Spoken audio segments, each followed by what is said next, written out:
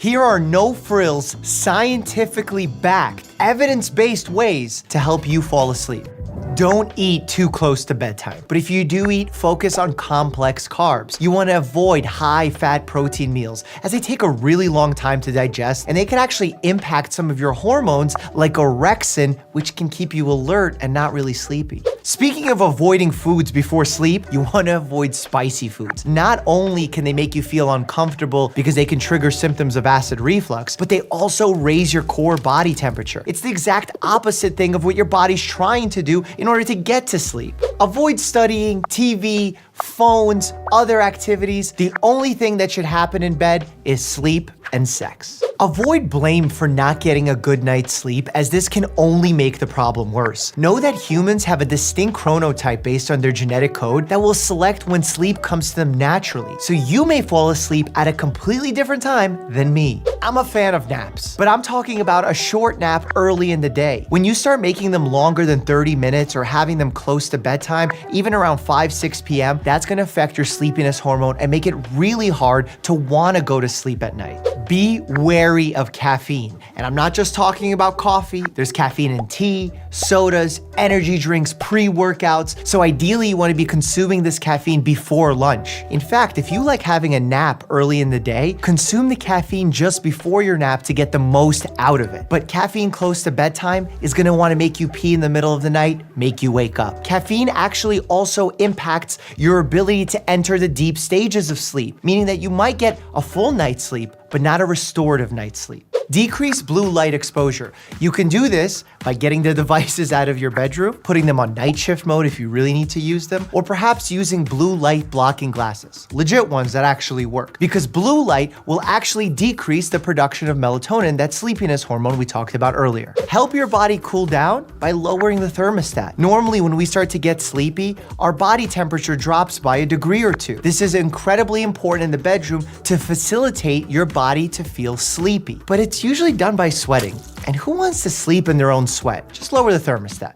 Increase light exposure early and throughout the day. Open those curtains first thing, even on a cloudy day, because the eye sends signals to the suprachiasmatic nuclei, which then sends signals to the pineal gland in the brain, and that helps optimize sleep hormones even later that night. Invest in your sleep gear. I'm specifically talking about your mattress. And this is individualized and will be different for everybody, because depending on your sleep position, your medical conditions, your body habitus, your size, your shape, you will have different preferences. So go to a store, try out different mattresses, see what works for you. Don't use the first few minutes upon waking as the signal of whether or not you got a good night's sleep. Sleep inertia is a real thing. In fact, if you sleep a radically short amount of time, you might wake up even easier, but that doesn't mean you had quality sleep. In fact, after repaying some sleep debt, you may feel groggier after a night of proper sleep, signaling that you still need to make up more hours of sleep the next day. Sorry, Bear, pets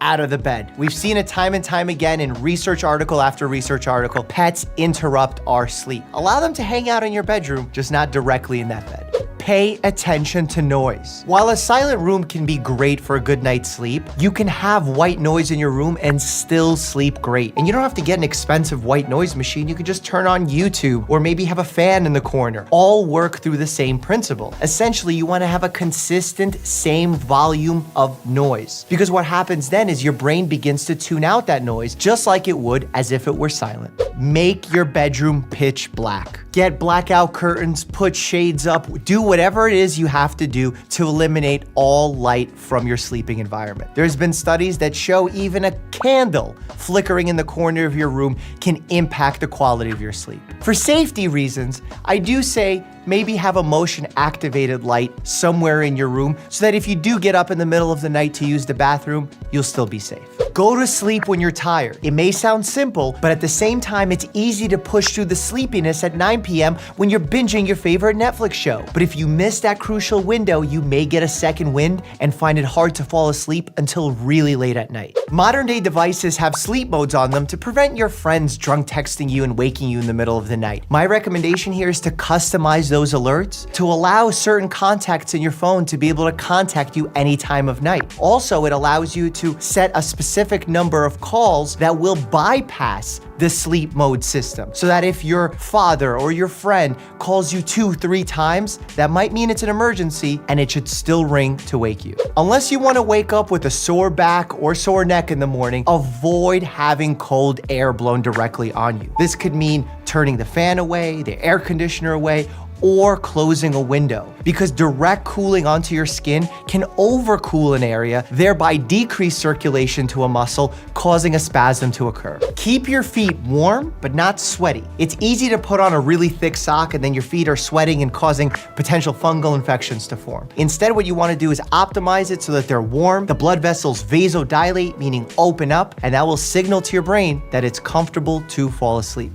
This one is gonna sound weird. If after 15 minutes you can't fall asleep, get out of bed, because the last thing you want to do is toss and turn, building up that anxiety of why you can't fall asleep. Instead, what you want to do is leave that bed, leave the bedroom, do something relaxing, wait until you get sleepy, then get into the bed, because then you will associate the bed with sleep as opposed to suffering because you can't sleep. Get that exercise, because physical exercise improves the quality and duration of your sleep. In fact, it's that moderate intensity aerobic exercise that improves your deep sleep, your slow wave sleep, where your brain and body have a chance to rejuvenate. Some say don't exercise too close to bedtime. I think you need to do what works for you. For me, I try and stay away from that high intensity exercise close to bedtime. Avoid alcohol before bedtime. While it may help you fall asleep, it's actually gonna hurt the quality of your sleep. Even just having a couple drinks can hurt your ability to enter and stay in REM sleep. That's that restorative sleep that you need in order to function well throughout the day. No matter how tempting it is, be careful with long-term use of sleep aid medications. Whether we're talking about prescription or over-the-counter, they do have legitimate risks. Anxiety is one of the most common complaints I hear from patients as to why they can't get good sleep. I constantly suffer with insomnia because I'm tired but wired. In those cases, I do say it's smart to talk to your doctor about potentially starting therapy or maybe even a medication. But for me, what a little strategy that worked quite well is the 3 good things. Before getting into bed, writing down, old paper and pen, 3 good things that happened to you that day and the reasons as to why they happened. This allows your mind to take a break from thinking about the negative nervousness that it constantly feels in order to keep you safe, and instead think about the positive emotions and let that gratitude guide you into getting a proper night's sleep.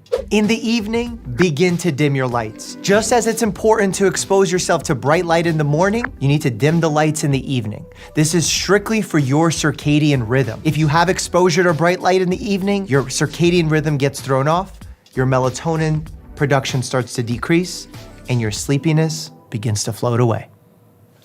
Was that too dramatic? As always, stay happy and healthy.